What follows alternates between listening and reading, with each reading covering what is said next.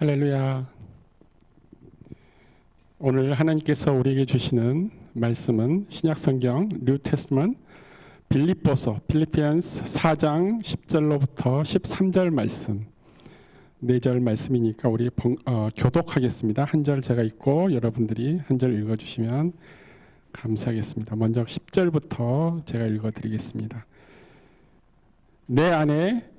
내가 주 안에서 크게 기뻐함은 너희가 나를 생각하던 것이 이제 다시 싹이 남이니 너희가 또한 이를 위하여 생각은 하였으나 기회가 없었느니라.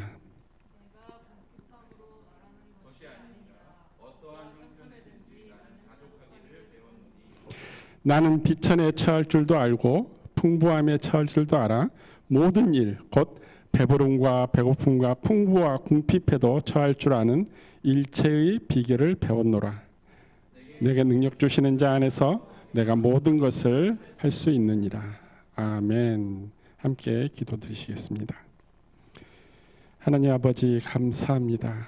주님, 오늘 빌립보서 말씀을 통해서 저에게 주시고자 하시는 하나님의 뜻을 저희가 깨달아 알 수 있도록 저에게 지혜를 더하시고 분별력을 더하여 주시옵소서.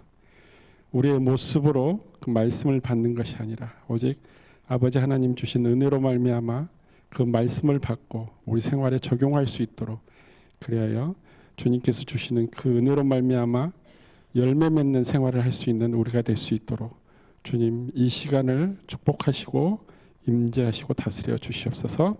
저희 입술을 주장하셔서 저의 말이 아니라 오직 아버지 하나님의 성령에 이끌림 바 되어서 온 성도들과 함께 기뻐하는 말씀이 될 수 있도록 주님 축복하여 주시옵소서. 감사드리며 예수 그리스도 이름으로 기도드렸습니다. 아멘. 지난 일주일간 잘 보냈습니까? 벌써 단풍이 들기 시작하고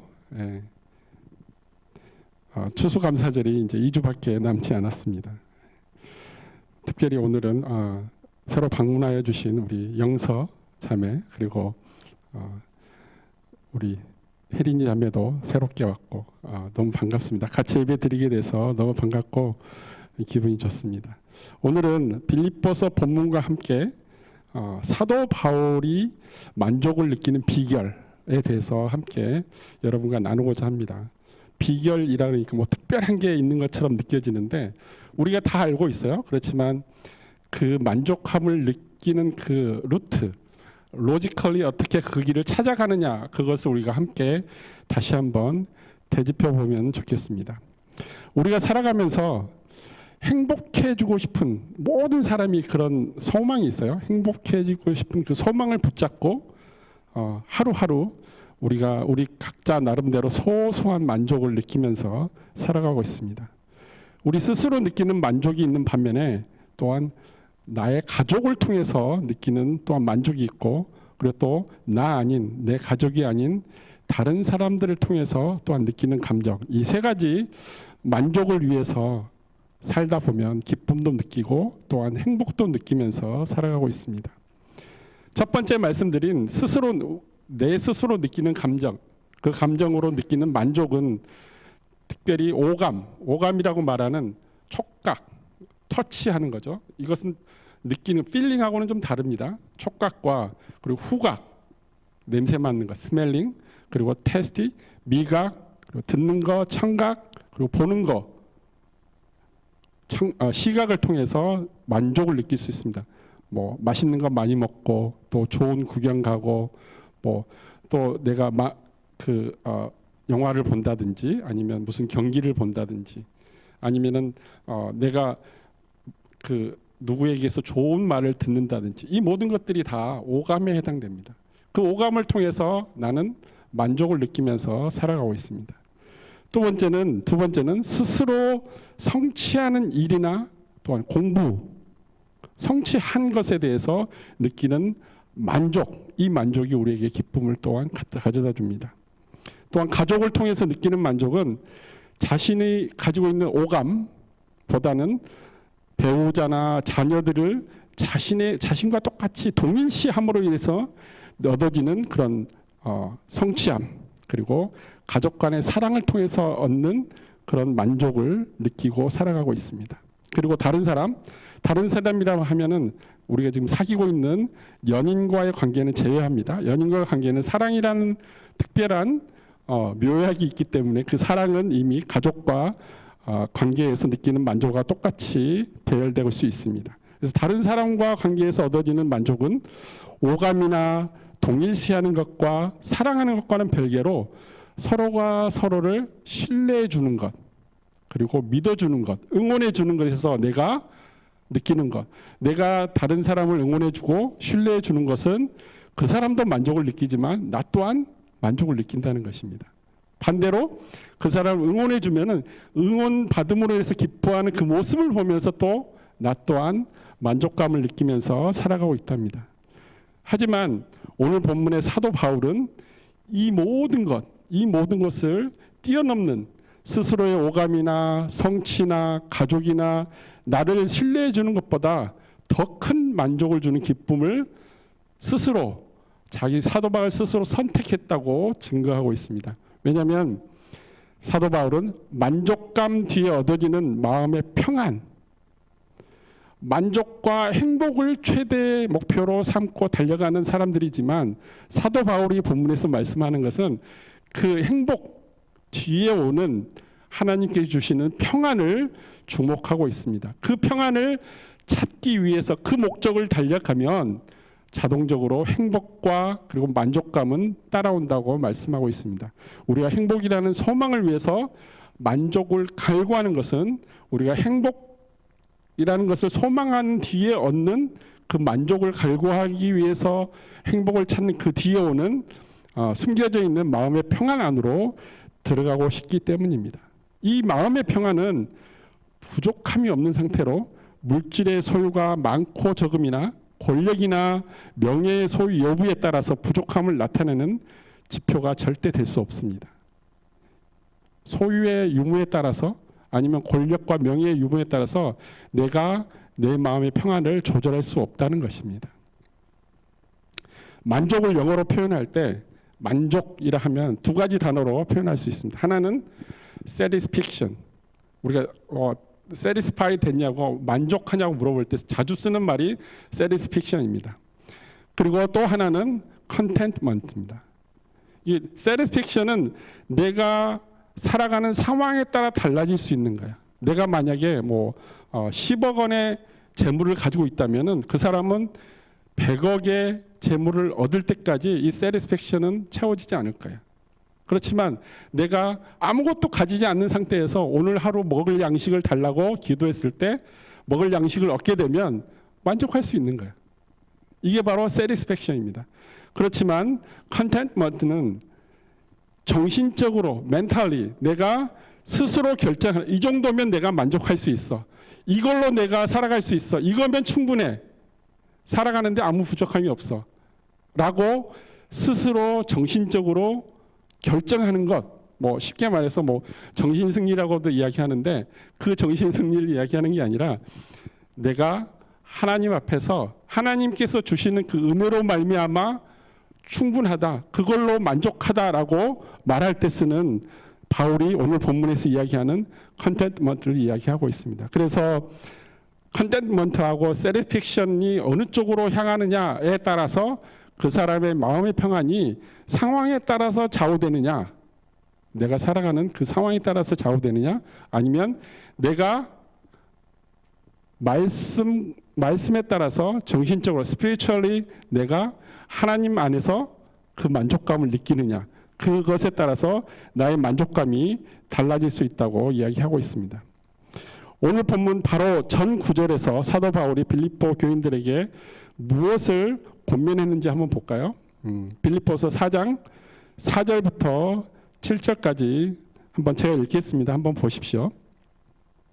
바로 오늘 본문 전에 나온 내용입니다. 주 안에서 항상 기뻐하라. 내가 말하노니 기뻐하라. 너의 관용을 모든 사람에게 알게 하라. 주께서 가까우니라.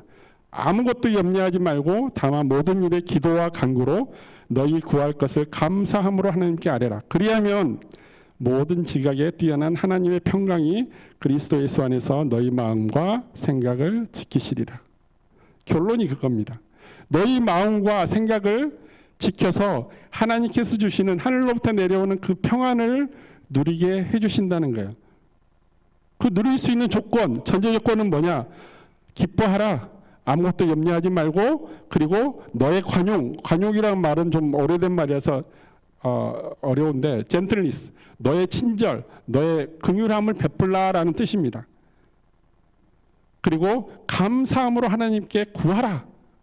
그러면 하나님께서 주시는 그 평안을 너희가 누릴 수 있고, 마음속의 번민과 고민과 스트레스 모든 것들을 다 하나님께서 맡아가 주신다고 말씀하고 있습니다. 이게 바로 사도 바울이 오늘 본문을 말씀하기 이전에 빌립보 교인들에게 권면하는 내용입니다.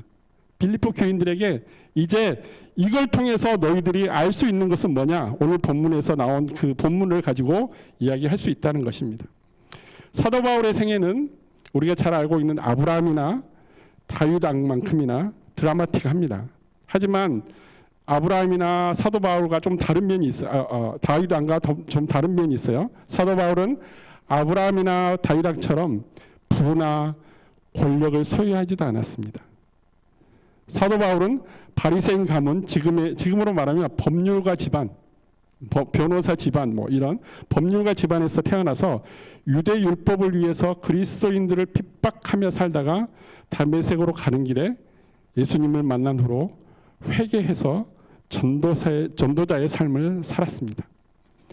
사도 바울의 전도자로서 4번의 전도 여행을 통해서 예수님께서 이루고자 하셨던 온 땅과 온 민족에게 생명의 복음을 전하기 위해서 소아시아와 그리스, 로마에 이르기까지 예수 그리스도의 복음을 전한 사도의 삶을 살았습니다. 이게 간단하게 요약한 사도 바울의 삶입니다. 한번 사도 바울이 4번의 전도여행을 어떻게 했는지 전도여행 행선지를 한번 지도로 볼까요? 첫 번째 1차 전도여행입니다. 네, 저게 오른쪽에 보이는 곳이 예루살렘, 오른쪽 아래에 보이는 곳이 예루살렘이고, 그리고 위 지방이 지금의 튀르키예 지방이죠. 튀르키예 남부 지역을 돌아다니면서 1차 전도여행을 했습니다. 그리고 두 번째 2차 전도여행은 1차 전도여행에서 세웠던 교회, 그 교회를 한 번씩 들러서 어디로 갔냐면 그 튀르키예 서부 지역, 그러니까 그리스하고 맞붙어 있는 그 지역으로 갔죠. 다음 PPT를 한번 넘겨줘 보시면 2차 전도여행이 나옵니다. 그리고 성령의 인도함을 받아서 그 튀르키예에서 전도를 하다가 이제 마케도니아가 있는 그 빌립보, 오늘 빌립보서가 적혀 있는 빌립보 교회로 넘어갑니다. 배를 타고 넘어가서 유럽 지방으로 처음으로 진출을 하죠. 마케도니아로. 그래서 빌립보로 해서 쭉 내려와서 아덴, 고린도 다 전도를 합니다. 이게 두 번째 전도여행이고 세 번째 전도여행, 그것은 바로 1차와 2차 전도여행에서 세운 교회를 다시 북돋고 권면하고 다시 든든하게 하면서 다시 예루살렘으로 돌아옵니다. 그렇지만 예루살렘에서 기다리고 있던 것은 유대인들이 크리스찬이지만 유대 율법주의자, 율법을 먼저 할례를 해야 된다는 그런 율법주의자들 때문에 결론은 잡혀서 감옥에 2년 동안 생활합니다. 그리고 2년 동안 생활하고 끌려가서 어디로 가냐면 로마로 갑니다. 이게 4차 전도여행이죠. 자의 반, 타의 반, 그리고 하나님께서 강권적으로 데려간 곳이 사도 바울을 로마로 데려갔습니다. 네 번째 행선지가 로마입니다. 로마로 가서 로마에서 감옥 생활하면서 오늘 본문인 빌립보서를 기록했습니다. 빌립보 교인들에게 감옥 생활하면서 편지를 쓴 거예요. 써서 빌립보 교인들에게 감사 인사를 합니다. 빌립보 교인들이 로마에서 고생하고 있는 바울이 필요한 재정적인 지원을 해줍니다. 그래서 오늘 본문에서 첫 대목도 재정적인 지원에 대한 감사 인사를 시작합니다. 이처럼 사도 바울은 1차 전도여행에서 2년 전도여행을 했고요. 2차에서 3년, 3차에서 5년, 그리고 3차 끝나고 나서 다시 예루살렘에 돌아왔다 그랬죠. 2년 동안 감옥 생활한 곳이 가이사라 감옥에서 2년 동안 감옥 생활하고 로마로 끌려가서 또 3년 동안 가석방 되었지만 가석방 된 상태에서 월세 생활을 하면서 또 2년 동안 다시 수감돼서 또 3년 동안 감옥 생활을 했습니다. 총 대략 잡아 20여 년 동안 전도자 생활을 했는데 감옥 생활, 다시 풀려나서 또 전도하고 또 감옥 생활, 그리고 로마에서 순교하였습니다. 지금 간단하게 살펴본 것처럼 사도 바울의 파란만장한 삶, 이 모습이 바울의 제자인 디모데에게 편지 보내는 디모데 후서에 사도 바울의 말년의 모습이 정확하게 나와 있습니다. 제가 디모데 후서 4장 9절부터 한번 읽어드리겠습니다.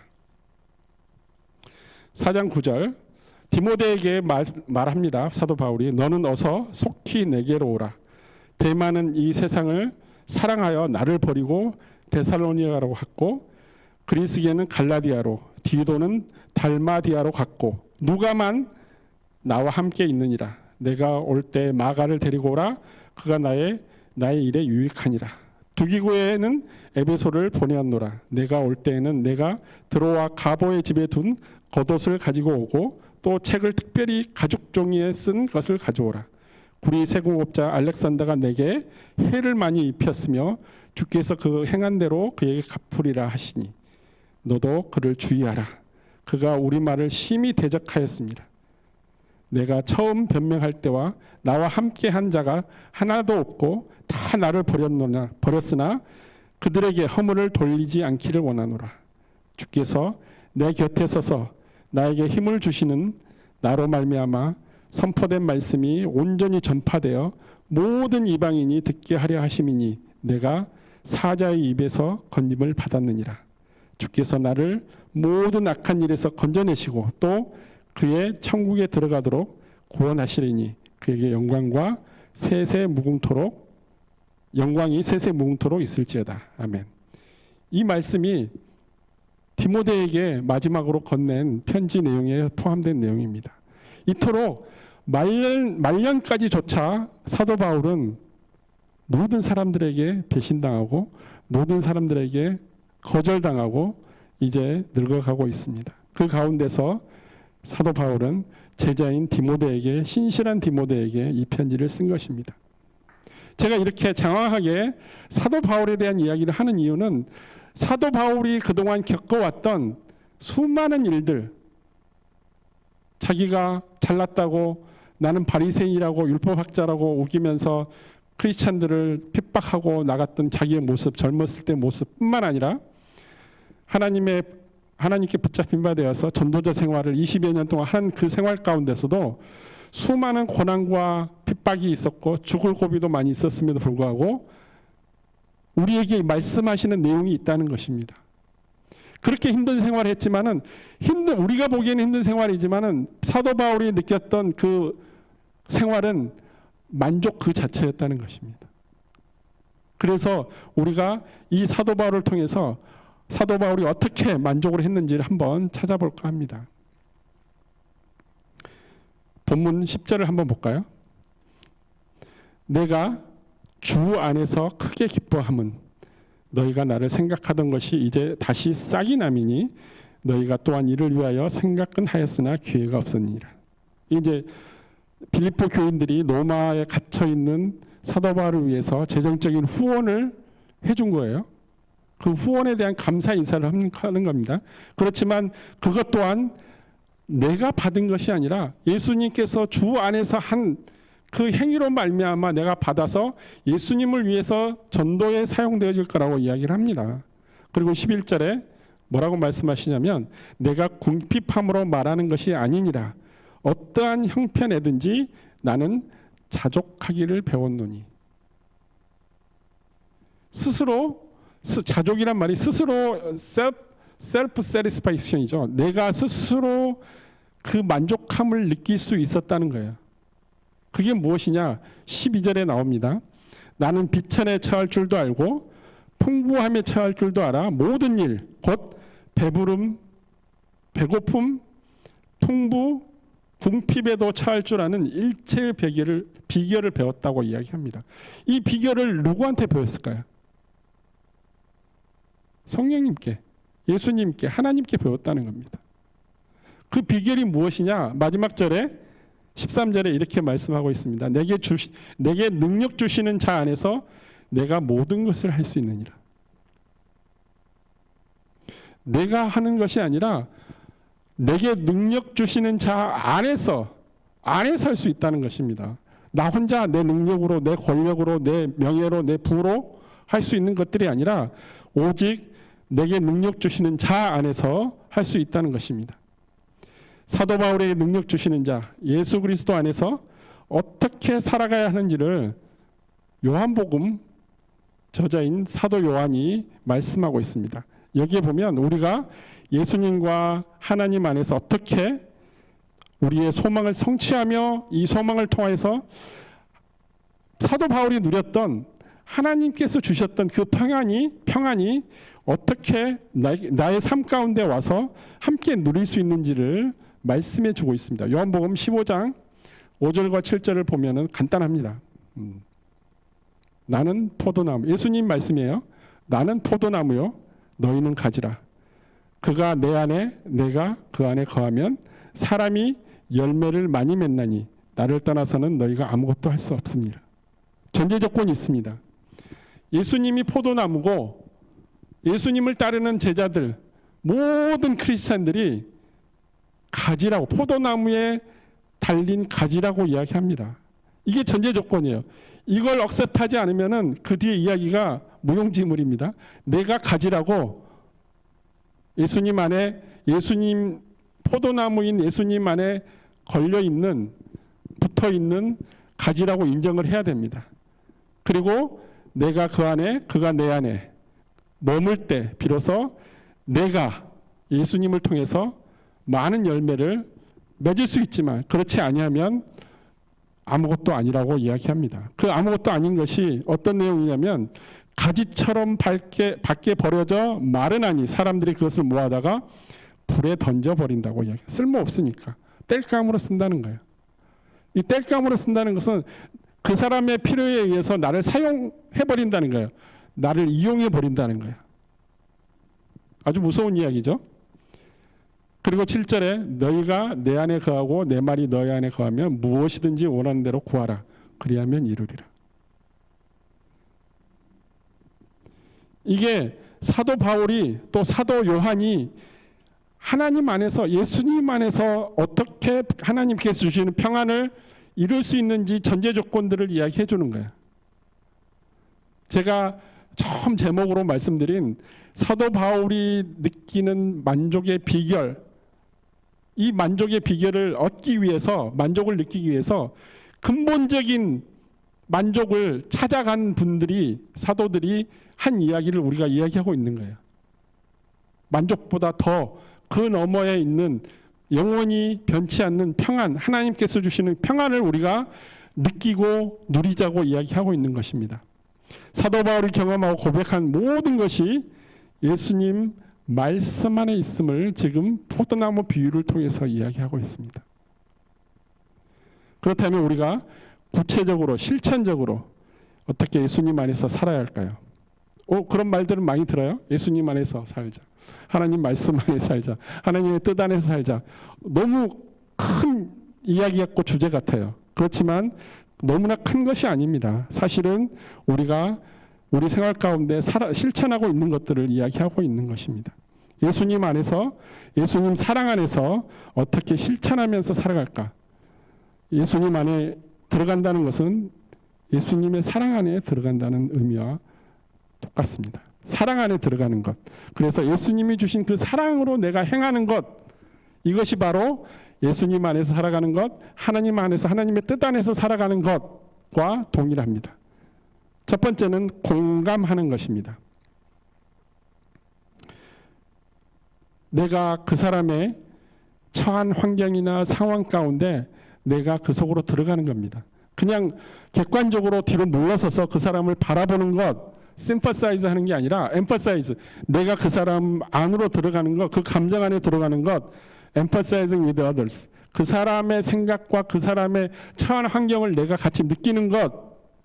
이것은 예수님께서 우리에게 보여주신 첫 번째 이적입니다. 기적입니다. 말씀이 육신이 되어 우리 가운데 거하시니, 이 말씀이 똑같은 공감입니다. 하나님께서 우리에게 무엇이 생명이고 무엇이 복음이고 어떻게 살아야 되는지를 알려주시고 우리의 죄를 사해 주시기 위해서 오신 예수님의 모습, 하나님의 신의 모습으로 온 게 아니라 우리와 똑같은 성경을 가지고 있는 인간의 모습으로 오시는 하나님, 이것이 공감입니다. 하나님께서 우리에게 공감해 주신 그 이적이 바로 기적이 예수님께서 오신 것입니다. 그래서 우리가 예수님 안에 살아간다는 것, 이것은 예수님께서 주신 그 사랑, 그 사랑으로 나 아닌 다른 사람을 공감해 주는 것, 공감하며 살아가는 것, 이것이 첫 번째 예수님 안에 살아가는 것입니다. 그리고 두 번째는 helping others, 돕는 것입니다. 그 돕는 것을 그냥 돕는 게 아니라 예수님의 사랑으로 돕는 것입니다. 예수님의 사랑하는 마음으로 돕는 거지, 내가 내 능력으로 내가 돕고자 하는 것은 유한합니다. 한계가 있습니다. 그렇지만 하나님이 주신, 아까 포도나무에서 주시는 그 영양분을 삼아서 우리가 다른 사람을 향해서 도움을 주고 긍휼함을 주고 함께 한다면 그게 바로 돕는 것의 정석입니다. 그리고 세 번째는 living with others, 함께 살아가는 것입니다. 나 혼자 나만 잘 먹고 나만 잘 살고 나만 지혜롭고 그렇게 혼자 살아가는 것이 아니라 독야청청 혼자 살아가는 것이 아니라 모든 사람과 함께 살아가는 겁니다. 물론 교회 안에서 처치 커뮤니티 안에서 서로 살아가는 것도 중요하죠. 이게 기본이 돼야 되죠. 그렇지만 여기서 한 발짝 더 나가고 고개를 들어서 주위를 바라볼 때 죽어가는 영혼과 예수님을 모르는 영혼, 그리고 하나님의 사랑을 담고자 하는 모든 영혼들을 향해서 함께 살아가는 것입니다. 이게 바로 우리가 구원을 받았지만 하나님께서 우리를 데려가시지 않고 여전히 지금도 이 세상 가운데 내버려 두신 것입니다. 우리만 잘 살고 우리만 구원받고자 그렇게 예수님께서 오신 게 아닙니다. 예수님께서 원하시는 것은 세상의 모든 민족과 모든 사람들, 모든 영혼들이 다 한 사람도 빠짐없이 구원받기를 원하시기 때문입니다. 그래서 우리를 사용하시는 겁니다. 이게 바로 우리가 세상 가운데 들어가 살아야 되는 근본적인 리즌이 되는 것입니다. 이게 바로 예수님께서 우리에게 주시는 예수님 안에 거하는 것, 예수님의 사랑 안에서 거하는 것, 그리고 우리가 현실에서 실천하면서 살아갈 수 있는 것은 공감하는 것, 그리고 도움을 주는 것, 그리고 그들과 함께 살아가는 것, 이것이 내 삶의 24/7 모든 시간 가운데 실천하며 살아가야 되는 덕목이 되는 것입니다. 그 모습을 바라보는 하나님께서는 비로소 우리의 모습을 보고 기뻐하실 것입니다. 결국 우리가 살아가는 우리의 삶을 통해서 하나님께서 우리를 통해서 이루고자 하는 그 뜻을 우리가 방금 공감하고 도움 주고 함께 살아가는 이것을 실천할 때, 우리가 직접 실천하며 살아갈 때 예수님의 말씀을 나누는 빛과 소금의 자녀, 빛과 소금을 빛을 발하고 소금 같은 크리스찬의 삶을 살았다고 하나님께서 기뻐하신다는 것입니다. 우리에게 주어지는 어떠한 고난도 이겨낼 수 있는 사도 바울처럼 이겨낼 수 있는 만족, 평안, 만족을 넘어서 평안을 누릴 수 있는 조건이 된다는 것입니다. 실천해 보십시오. 여러분이 주위에 있는 힘들어하는 그분의 이야기를 들어보고 공감해 주는 것, 공감해 줄 때, 들어줄 때 그 사람 기쁘고 그 기쁜 모습을 보는 나의 모습은 더더욱 기쁘게 될 것입니다. 도와주십시오. 내가 능력이 없고 또 힘이 없다 그래서 못 도와주는 것은 아닙니다. 어떠한 방법이든지 그를 향해서 도와주십시오. 그러면 그 도움으로 일어서는 그 형제 자매를 바라보고 하나님께서 기뻐하실 것입니다. 그리고 나 혼자가 아닌 함께 살아가는 우리의 모습을 하나님 앞에 드리시기를 바랍니다. 함께 살아가는 우리의 모습을 바라보고 하나님께서는 우리에게 우리가 기도하는 모든 기도들을 들어 응답해 주실 줄 저는 확신합니다. 다시 말하자면 하나님께서는 우리가 원하는, 우리가 지금 살아가고 있는, 크리스찬으로 살아가지만 원하는 것들, 자녀를 통해서, 나를 통해서, 내 이웃을 통해서 원하시는 모든 것들을 예수님을 통해서, 예수님과 나의 관계를 통해서 분명히 이루어 주신다고 약속해 주셨습니다. 그러므로 누구든지 행복과 만족이 넘치는 삶을 누리기를 소망하고 살아가고 있다면 그게 나의 목표다, 나의 삶의 목표다, 나는 내 가족과 내 이웃과 행복하고 평안 가운데 하나님 안에서 살아가기를 원하신다, 이 소망을 가지고 있다면 예수님의 사랑 안에서 공감하며 도움 주며 함께 살아가길 예수 그리스도의 이름으로 여러분 모두를 축복합니다. 다 같이 기도하시겠습니다.